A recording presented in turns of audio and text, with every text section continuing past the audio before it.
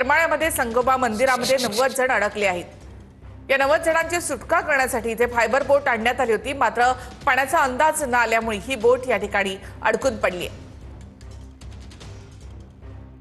करमाळा तालुक्यातील संगोबा मंदिरामध्ये जे आहे सेना नदीला पूर आल्यानंतर जे आहे ते संगोबा मंदिरावर जवळपास जे आहेत 90 नागरिक जे आहेत ते या मंदिरामध्ये अडकल्याचं चित्र जे पाहायला मिळतं। या ठिकाणी पाहू शकतो की आपण या मंदिरातील नागरिकांना काढण्यासाठी रेस्क्यू करण्यासाठी जी बोट आणली होती ती बोट देखील सध्या आपण पाहतोय की रस्ता जो काढत गेली होती, त्यानंतर काही जे आतील नागरिक आहे मंदिरातील ते देखील त्यांना मंदिरातील नागरिकांना घेऊन त्या बोटीमध्ये येत असताना जो त्यांना एक रस्त्याचा अंदाज न आल्यामुळं खाली जे बाबळीची वगैरे झाड आहेत त्या झाडाला जे आहे ते बोट व पुलाचा अँगल यामध्ये बोट अडकल्याचं चित्र जे आहे आपल्याला त्या ठिकाणी पाहायला मिळतंय। आपत्ती व्यवस्थापनचे जे त्यातील जे कर्मचारी आहेत ते देखील सध्या त्या बोटीला जे बाहेर काढण्याचा प्रयत्न जे आहे ते करतानाचं चित्र जे आहे आपल्याला या ठिकाणी दिसते।